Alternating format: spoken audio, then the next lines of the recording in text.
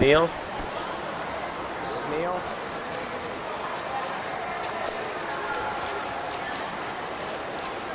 So you're reaching forward well.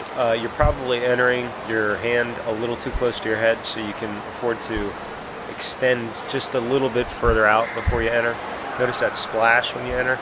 A little bit of splash is okay, that's normal, but if you have a big splash, that means you're actually creating more resistance or fighting the water, and that's most likely due to entering too close to your head.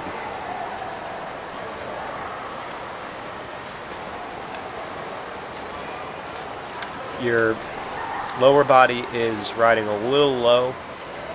Part of that could be caused by those shorts, so getting some regular swim trunks will help.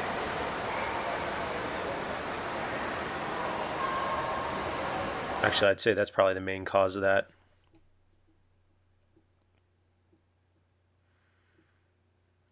So that right arm is doing in between an elbow slip and really pulling in under your body. So when you do the pull, you want your hand and forearm to be somewhat vertical relative to the bottom of the pool. Some people will pull further under their body than others, and that's fine. But if you really pull your arm in under, you see how both arms are pulling way under your body. What happens is, instead of using your lats, which are really the good muscle for swimming as the primary muscle mover, you wind up using your biceps as your main muscle group. That works for short distance and for guys that are real strong upper body, especially strong arms. But your lats are a better placed muscle to use the leverage of the positioning to move through the water.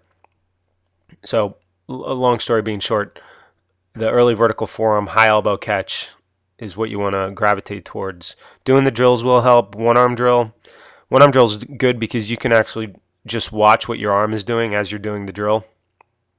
And you could say, oh, I could see it's pulling under my body, or oh, all right, I can see that high elbow catch.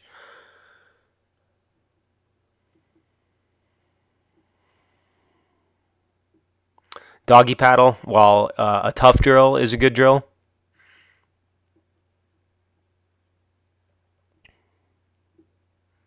And then catch-up drill, it's sort of my go-to favorite. But if you do catch-up drill incorrectly, if your arms are slipping or your elbows slipping through the water or your forearm is pulling way under your body, it's not really that effective. So you need to make sure you're doing it as correctly as you can. The tech paddle would be good for you to get.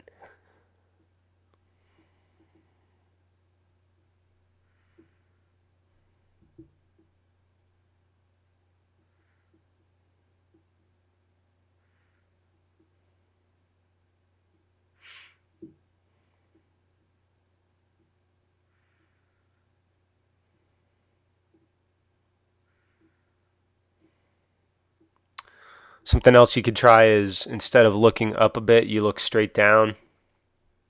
That could help your lower body position slightly. So notice how your eyes are forward. So rather than eyes forward, go eyes down.